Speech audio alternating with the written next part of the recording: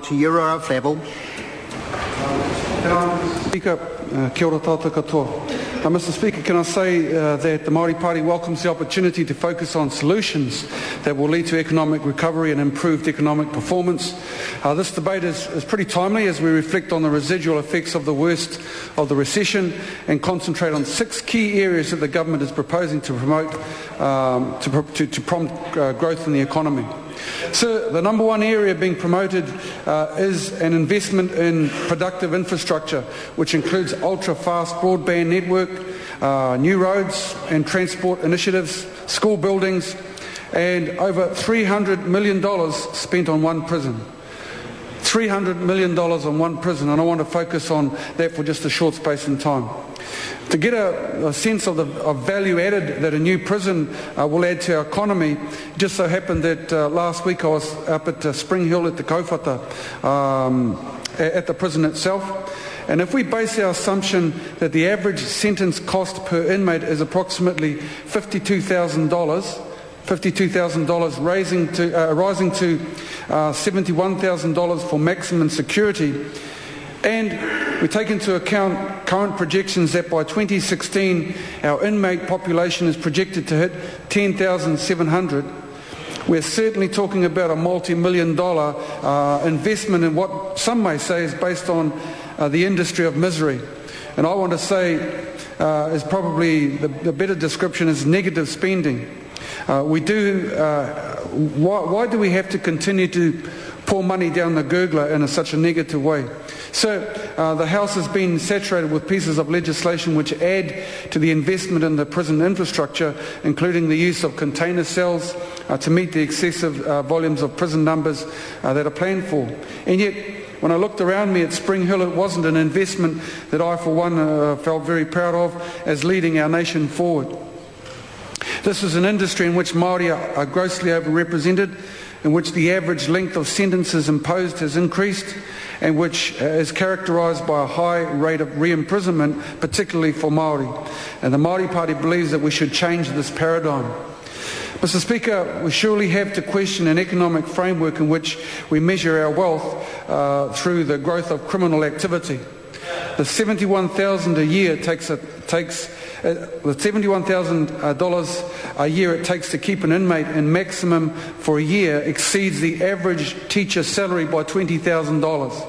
If we were to add up the amount spent on courts, probation officers, police and the judiciary, then one really has to question the economic value to the nation of the true costs of crime.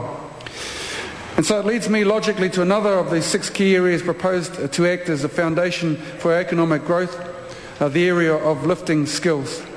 During the recess recently, I chose also to visit 2 schools, Lytton College in Gisborne and Wairoa College in the Ikaroa Rāwhiti electorate, at Wairoa obviously.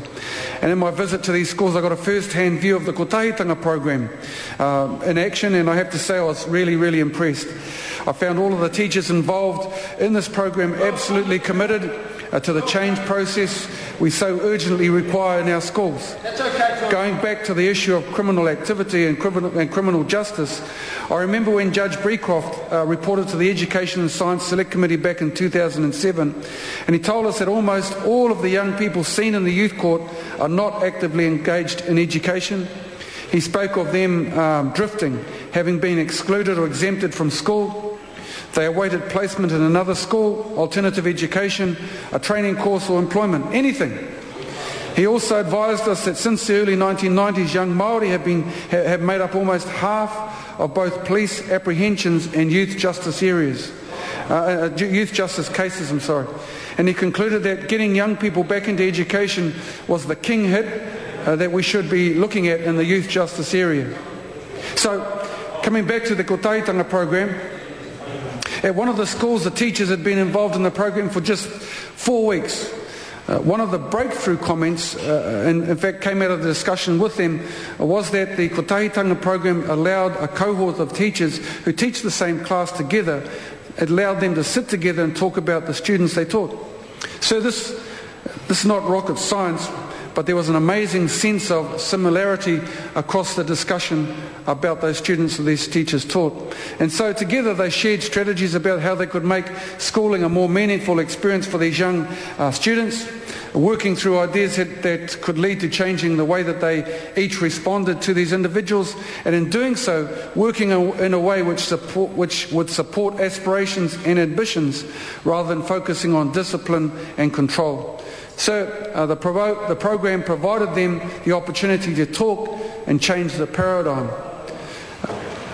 Another approach was as simple as the basic respect accorded to the way that teachers greeted their students, saying kia ora. Simple as that. And that was all about changing the paradigm. So another part of the budget policy statement focuses on lifting skills.